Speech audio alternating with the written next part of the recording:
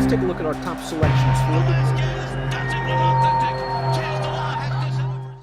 Dan Illman, Mike Beer, race number 3 at Santa Anita on Sunday. One of 2 competitive stakes races on the card is the $75,000 Eddie Logan for 2-year-olds going a mile on the turf. Let's take a peek at this field. And the number 4, Beer Can Man, is your 5-2 morning line favorite. A far cry from the 19-1 he was when he defeated 4 of these common rivals in the Cecil B. DeMille Stakes at Del Mar. I really think in handicapping this race, it's all about what do you think of the DeMille? Yeah, it is. A bunch of these horses, sometimes I hate that, Dan, when all the horses are coming out of the same race because it feels like there may not be that much to find about any of them. But I actually like it this time. Beer Can Man, I'm not going to knock him. He showed that he could stretch out last time because that was the question going in. And he got the job done. But I felt like there, he maybe took advantage of a really good trip in that race, and some of the others weren't so lucky. I think that's a very good point. You can go into your formulator past performances and call up the replay of the Eddie Logan and watch how perhaps circumstances affected the race. Now, we'll throw up the Timeform US pace projector. The pace setter from the DeMille is in here. That's the 2, Commander Kai, and he's expected to make the lead as well. He was also a big price stretching out for the first time in the DeMille. He set a legitimate pace. He ran okay. I didn't see much of an excuse. Maybe you'll have an easier time of it this time. Yeah, I mean, I can see him getting loose, and I do think his speed makes him dangerous in this race. I'm kind of with you. I didn't really see his excuse last time. I know that was the first time they were stretching him out in distance. And the pace, it wasn't blazing, but it wasn't slow either. Maybe he'll run better this time, but I think he probably has to. Big Fish is one of 4 stakes winners in this field. He won the Del Mar Juvenile Turf back in the summer, and he ran 5th in the DeMille last time out. He is a horse that just doesn't have a lot of speed, as you see on that pace projector, and it's really about getting the right pace situation and getting a trip.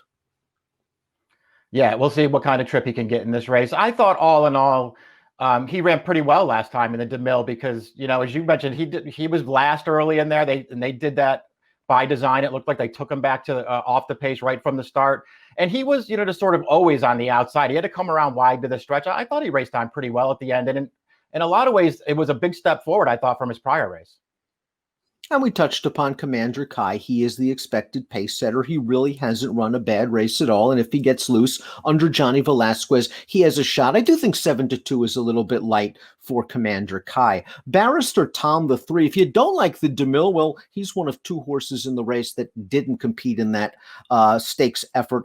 Barrister Tom won a stake at Kentucky Downs at a humongous price 2 starts back. And if you want to make an excuse for the Grade 2 Bourbon, that was a very fast pace, and he was pretty close to it. Yeah, I think there are ways. Boy, I wish I liked his prior 2 races a little bit more, Dan, because this is the kind of horse I could really get interested in. Not only was he closer to that fast pace, but he was wide every step of the way. I mean, Florent Giroux was trying to get him over to save some ground. He just couldn't find his way towards the inside. He got hung out to dry. He got very tired in the stretch. I don't think he ran as poorly as it looks. And the 5th place finisher from that race rebounded from his performance to win the Atlantic Beach in New York, turning back to a sprint with a 78 buyer. Beer Can Man is the 4, and we're going to take a look at the DeMille, the stretch run. And Beer Can Man, as Mike mentioned, got a very nice trip. He was able to find the pocket. He tries to come up the rail. I like how, for a 2-year-old, he was able to alter course off heels of the tiring Commander Kai, and he was kind of undaunted, and he's going to come rallying in between horses to win. Very late on the scene, we're going to see the 6 Party Game, another horse that was far, far back. Yeah, I think Beer Can Man did do some good things in there, Dan. I think you're right to point that out because he was very, deft to be able to alter course there in the stretch, and it didn't cost him anything. He was very smooth doing what he had to do, and then he went on and got the job done. He ran really well. His prior start sprinted on the turf. He ran really well in all of those, too. This horse has some talent, and he'll probably get another good trip in here, but I just felt like off that last race where he was 20-1, and now he's the morning line favorite, I would look for somebody else. That's an absolute fair point. I have no real knocks against the horses in the DeMille. I think they're solid. I just don't love the race, and I think maybe the 5 Cathkin Peak is catching a good field for his stakes debut. Let's watch his North American debut, his maiden win at Del Mar. And the move he made on the turn, I thought, was very, very sharp to get into contention, and he's now going to wear this group down. And this race has actually come back pretty good. The 4th place finisher returned in the Los Alamitos Futura dirty, a grade 2 on dirt, and just got beaten a nose. I like how Cathkin Peak continued to find more in the stretch. I think this is just a good spot for him, and I think 5-1 is a very fair price.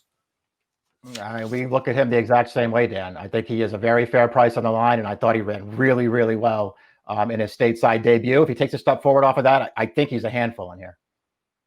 Watching some of Party Game's races in Europe, I really liked his performances over there. And I got the feeling when Jeff Mullins ran him in the DeMille, his first start in North America, it was kind of just a tryout performance. Let's see what we have. They took him to the back. He was kind of in a little bit of trouble, traffic.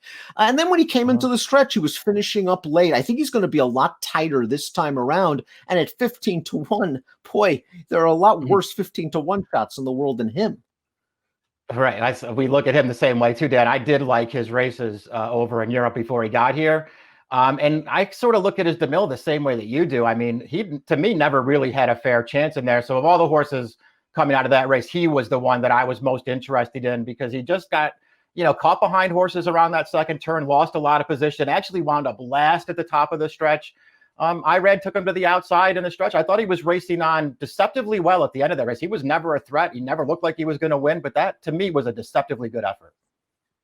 Ebico returns to Santa Anita, the scene of his victory in the Zuma Beach Stakes. He showed some tactical speed in that spot, and I'm assuming Joel Rosario will have him in a decent position going into the first turn here. He hasn't really improved much from a Beyer speed figure standpoint in his last two races, but in the juvenile turf, he was overmatched, and in the DeMille, he was kind of down and behind horses trying to follow Beer Can Man, and I don't really think he found optimal clearance ever.